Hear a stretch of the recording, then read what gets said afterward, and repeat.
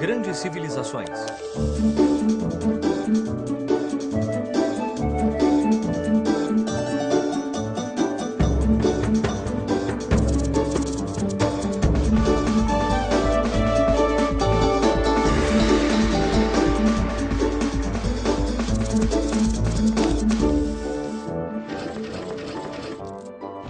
Os Carolíngios, primeira parte. O período entre a queda de Roma e o início da Renascença tem sido chamado de Idade das Trevas. Também é chamado de Idade Média, porque está no meio, entre o esplendor da Roma Antiga e a Era Moderna. Em outras palavras, historicamente, a Idade Média foi pensada como uma fase ruim na história, um período de transição, como um porão escuro no qual a humanidade permaneceu escondida e dele só saiu novamente para a luz por volta do ano 1500, quando renasceram aquelas ideias clássicas que haviam sido brilhantes na época dos gregos e dos romanos. Mas, na verdade, muitas coisas realmente aconteceram nesse período. Foi durante esses anos que a Europa que conhecemos hoje começou a se formar. Espanha, França, Itália, Alemanha, Grã-Bretanha, Países Baixos, toda a Escandinávia, Áustria, Hungria, são países culturalmente descendentes daqueles famosos povos que ocuparam esses territórios logo após a queda do Império Romano. Durante os 10 séculos de Idade Média, esses povos criaram reinos e deram forma à Europa que hoje conhecemos. Era o início da cultura ocidental moderna. Os francos. Por volta do século V d.C., povos germânicos da Europa Central ameaçavam a estabilidade do Império Romano. Vocês lembram? Ah, sim, claro que a gente lembra. Muito bem, Pipo. Então, você lembra que foram grupos de povos germânicos que invadiram e destruíram Roma?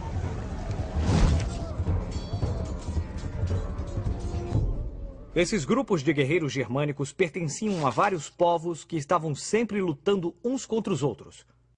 Os lombardos, os vândalos, os godos, os visigodos, os burgúndios, os saxões e um povo que conseguiu se destacar dentre todos os outros: os francos. Esses homens fortes e muito guerreiros vinham de terras próximas ao rio Reno, na atual Alemanha. Os francos se destacavam dos outros porque tinham algo que dá a uma sociedade uma enorme vantagem. Tinham um grande líder. Quando Clovis nasceu, quem poderia imaginar que ele iria liderar seu povo com apenas 16 anos de idade e que nunca seria derrotado? Puxa, nunca seria derrotado? Isso mesmo. No ano de 481, ele se tornou o primeiro rei dos francos.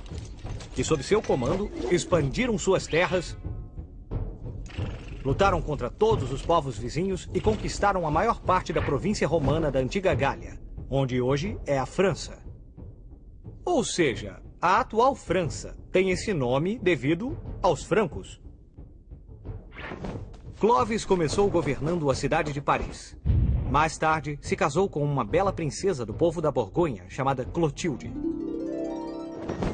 Porém, Clotilde havia abraçado o cristianismo, religião na qual os francos não acreditavam nem um pouco. Parece que Clotilde falou tanto sobre isso, falou tanto, mas tanto, que finalmente... Quer saber? Você está certa. Todos devemos ser francos cristãos. Clovis cedeu. E por fim foi batizado. Esse foi um evento importante, porque a partir de Clovis, todos os francos se converteram ao cristianismo, o que solidificou a relação entre reis e a igreja cristã, que duraria séculos. Os cavaleiros feudais. Os francos tinham um costume muito particular, que com o tempo tornou-se muito comum na Europa. Quando um rei morria, seu reino era dividido entre seus filhos, os príncipes. Cada um passava a ter suas próprias terras, onde construíam castelos para vigiá-las. Sério? Quer dizer que cada príncipe tinha que construir seu próprio castelo? Muito bem, Pipo. Os reis e príncipes tinham que se proteger dos inimigos. porque governar naquela época significava, por um lado, defender suas terras e, por outro, conquistar mais territórios. Para isso, cada rei precisava de muitos cavaleiros voluntários para o serviço militar. Em troca, se o cavaleiro fosse realmente corajoso e nobre, o rei concedia-lhe terras onde poderiam construir seus próprios castelos. Assim, o cavaleiro era promovido a duque, que era o comandante da legião. A promoção seguinte seria ao título de conde, que significava dono de um condado. Assim, os cavaleiros foram adquirindo títulos e terras que deviam proteger em honra ao rei, a quem deviam lealdade até a morte. Estes bravos guerreiros que conquistaram terras e foram promovidos com títulos ficaram conhecidos como os nobres da espada.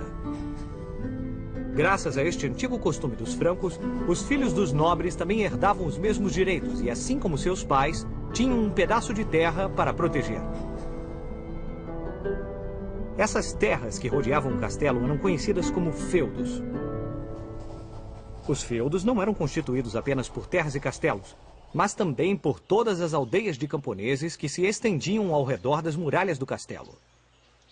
Os camponeses trabalhavam nos campos de sol a sol, no cultivo de alimentos e no preparo da terra. Os camponeses e suas aldeias eram protegidos pelo nobre ou senhor do castelo. Em troca, tinham de fazer o que o senhor mandasse, pagar impostos, dar comida a ele e às tropas. Então, se dessem o azar de ter um senhor cruel e injusto... Quero mais comida e dinheiro! Trabalhem mais! Não tinha jeito. Os camponeses iriam sofrer.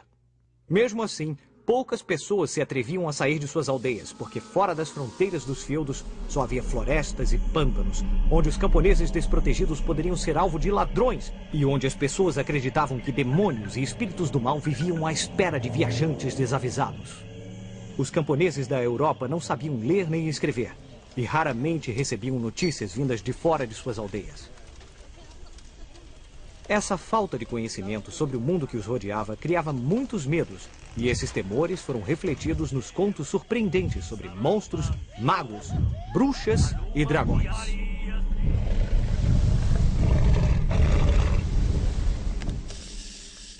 O sistema feudal.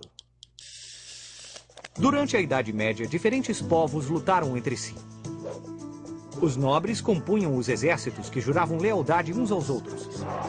Eles fizeram guerra por toda a Europa e protegiam os interesses de seus reis. Será que eles lutavam o tempo todo durante a guerra? Como conseguiam dinheiro e comida? Como esses nobres faziam para se manter? Pergunta inteligente, Pipo. Os nobres precisavam de cavalos, armaduras, espadas, capas e alimentos. E tudo isso vinha dos camponeses, que trabalhavam incansavelmente em cada feudo.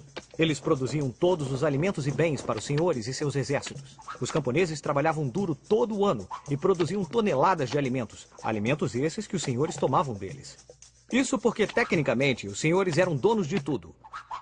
Algumas vezes, mal deixavam comida suficiente para os camponeses passarem um ano sem fome. Estes camponeses que trabalhavam muito faziam parte do que chamamos de roda da sociedade feudal. Estes eram os nobres e cavaleiros dedicados ao combate. Havia também os monges e clérigos, que se dedicavam aos assuntos da igreja. E também havia os camponeses, que cultivavam e forneciam alimentos e riqueza para os outros. Cada grupo social dependia do outro.